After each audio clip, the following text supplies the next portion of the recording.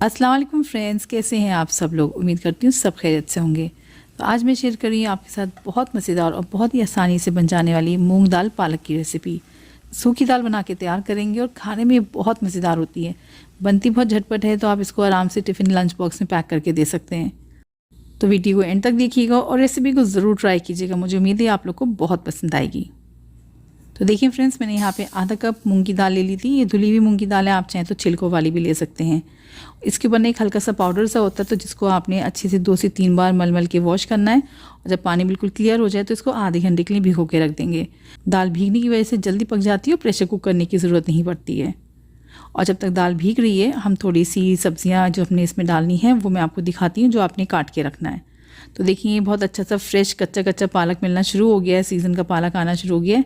तो ये मैंने तकरीबन 200 ग्राम से करीब ले लिया था। तो इसमें सब जड़ वगैरह है और गंदगी बहुत है, तो ये आपने अच्छे से साफ़ करना है।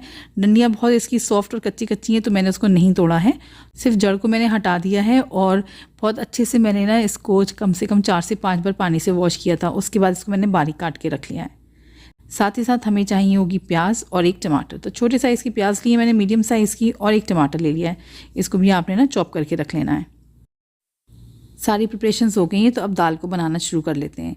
तो यहाँ कढ़ाई के अंदर मैंने सरसों का तेल डाला है 1/4 कप के करीब। आप चाहें तो नॉर्मल रिफाइंड ऑयल भी यूज़ कर सकते हैं। बस ये कि सरसों के तेल में इस दाल का फ्लेवर बहुत अच्छा आता है।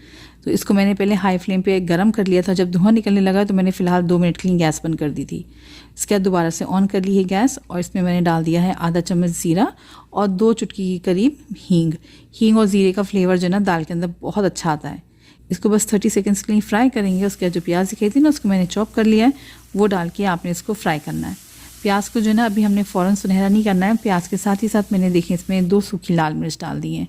और अब जो है ना आपने प्याज को मिर्च के साथ जो है ना हल्का सा गुलाबी कर लेना है। इसका हल्का सा जब सुनहरा रंग आना शुरू हो जाएगा, देखिए इस तरीके से ये हल्की सी सुनहरी होना शुरू हुई है, तो इस पॉइंट पे हम डालेंगे इसमें लहसुन अदरक का पेस्ट 1 टीस्पून जाएगा।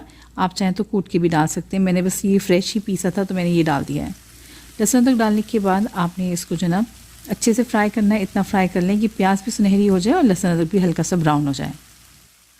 तो देखिए फ्रेंड्स, तकरीबन 5 मिनट लगे हैं और प्याज जो ना हल्की हल्की सुनहरी होना शुरू हो चुकी है। बहुत ज़्यादा हमने प्याज का कलर चेंज नहीं करना है, वरना फिर दाल का रंग भी ना बहुत ज़्यादा डार्क हो जाएगा।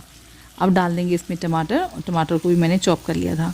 टमाटर डाल के मैंने प्याज के साथ अच्छे से मिक्स कर लिया तेल के साथ, तो इससे ना तेल का टेम्परेचर थोड़ा सा कम हो जाता है। और मैंने फ्लेम को लो कर दिया है, और क्योंकि अब हमने इसमें डालने हैं सूखे मसाले।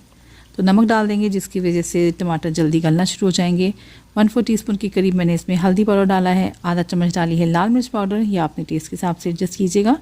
और 1 टीस्पून डाला है मैंने इसमें धनिया पाउडर। इन सारे मसालों को आपने टमाटर के साथ अच्छे से मिक्स करना है, और फ्लेम को लो रख के इसको हम ढक के पकाएंगे।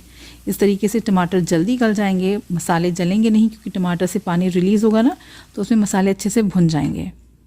देखिए टमाटर बहुत अच्छे से सॉफ्ट हो चुके हैं। तकरीबन 7 से 8 मिनट हो गए थे इनको पकते हुए। चम्मच की मदद से मैंने इसको थोड़ा सा मैश और कर लिया है। फिर मैंने इसके अंदर डाल दी है दाल जो भिगो के रखी थी। जिस पानी में दाल भीगी होती है ना, वो पानी फेंक के एक बार दाल को दोबारा से वॉश कर लिया करें। उसके बाद आपने दाल जो है ना फिर मसाले में डाला करें, तो इससे दाल का फ्लेवर बहुत अच्छा निकल कर आता है। दाल को जो है ना आपने टमाटर और मसाले के साथ तकरीबन 3 से 4 मिनट के लिए भून लेना है। दाल की भुन जाने के बाद इसमें डाल देंगे पालक, और पालक डाल के आपने दाल के साथ मिक्स करना है। अब जो है ना पालक से ही जो पानी निकलेगा, फ़िलहाल हमने दाल को उसी में गलाना है। तो बस हल्का सा मैंने इसको मिक्स किया है और इसको हल्की आंच पे ढक के रख दिया था।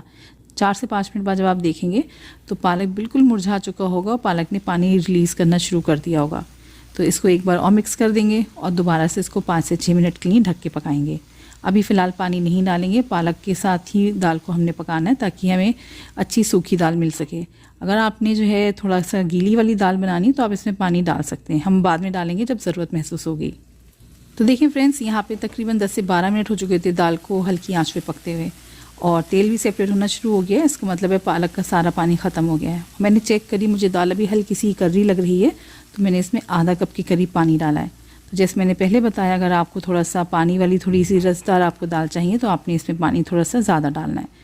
मैंने सिर्फ आधा कप पानी डाला है। इसमें दाल अच्छे से गल जाएगी और ज़्यादा इसमें पानी नहीं बचेगा। फिर नमक चखा, मुझे दाल में हल्का सा नमक कम लगा है, तो मैंने 1/4 टीस्पून के करीब नमक और ऐड किया था, और दोबारा से इसको हल्की आंच से मिक्स किया है। क्योंकि दाल अभी ऑलमोस्ट गली चुकी है ना, तो बहुत ज़्यादा तेज़ चम्मच नहीं चलाएंगे, वरना फिर दाल का दाना ना टूटने लगेगा। इसको ढक दिया था 5 मिनट के लिए। और ये देखिए फ्रेंड्स, माशाल्लाह 5 मिनट बाद आप ये दाल की शक्ल देख सकते हैं। पानी भी ख़त्म हो गया है, दाल टूटी भी नहीं है और बहुत ही अच्छी सी इसमें खुशबू भी आ रही है। खाने में ये बहुत ही मज़ेदार बन के तैयार हुई थी। ये देखिए दाल बहुत अच्छे से गल चुकी है, लेकिन इसने अपना ना शेप नहीं छोड़ा है। अब आखिर में इसमें खुशबू के लिए डालेंगे थोड़ा सा गरम मसाला पाउडर। होममेड गरम मसाले की बात ही अलग होती है। इसकी रेसिपी मैं ऑलरेडी चैनल पे शेयर कर चुकी हूँ, उसका लिंक दे दूँगी मैं डिस्क्रिप्शन बॉक्स में, आप चाहें तो उसको देख कर ना बना के रख सकते हैं। और ये हमारी मज़ेदार सी मूंग दाल पालक बन के तैयार हो गई है। खाने में बेइंतहाई लजीज बन के तैयार हुई थी। रेसिपी ट्राई कीजिएगा, मुझे उम्मीद है आप लोग को बहुत पसंद आएगी।